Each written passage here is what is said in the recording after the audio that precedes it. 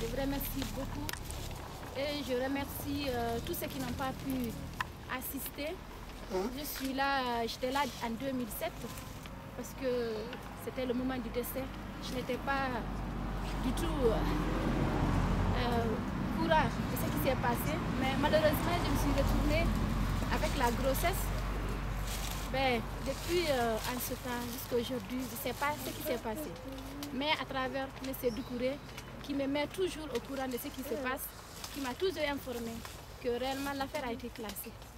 Moi, je veux bien, avec moi et ma petite fille, savoir que réellement pourquoi ils ont classé l'affaire.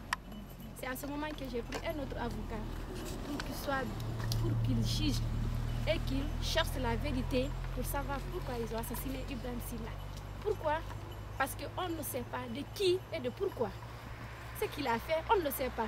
Moi, je ne suis pas au courant parce qu'il m'a jamais eu, il me téléphone à chaque jour, mais il ne m'a jamais dit s'il passe quelque chose de mauvais, je ne sais pas. Il ne m'a jamais raconté.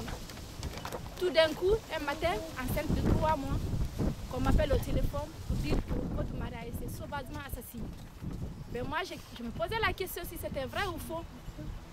Parce que je ne connaissais pas s'il avait un problème ou pas. Je ne savais pas. Qui m'appelle pour dire que réellement, les gens qui me disaient « Ah, c'est du poisson d'avril, je dis non. On ne peut pas informer à une personne comme ça, avec cette distance, pour dire que réellement, ton mari a été assassiné sauvagement, que c'est du poisson d'avril. Non, c'est pas possible. J'ai dit non. Mais c'était vrai. J'ai passé toute la journée depuis que j'ai été informée ce matin à 6 h.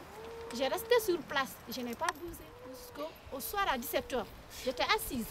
Je pensais que même je vais avorter. Parce qu'avec l'émotion que j'ai eue, je n'ai jamais eu ça dans ma vie.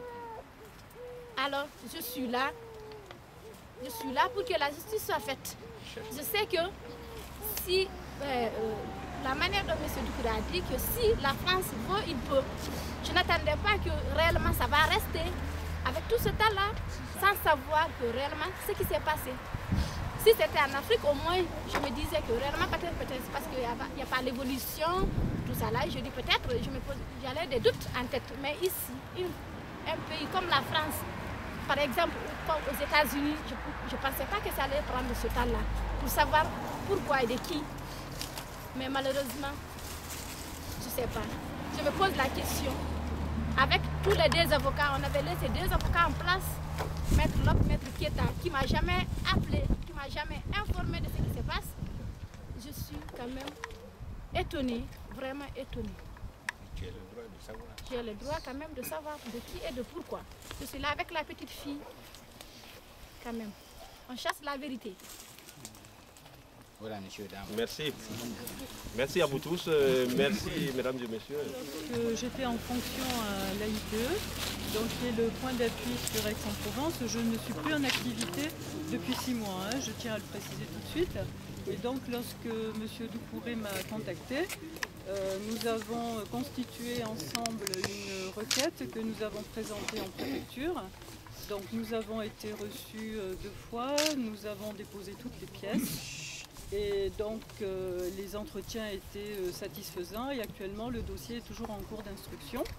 Et donc M. Doucouré, depuis que j'ai cessé donc, mes activités professionnelles, a pris le relais avec les services de la préfecture et donc nous attendons une réponse. Et comme l'a dit Madame Silla, une réponse positive le plus rapidement possible pour qu'elle puisse effectivement défendre la cause de son époux. Merci à tous du soutien aussi que vous lui apportez. Merci. Merci, merci à vous tous. Je pense que, et je sais, j'en suis persuadé, que grâce à vous, le nom de Ibrahim Silla ne tombera pas dans l'oubli. Merci à tous. Merci. Ma collègue.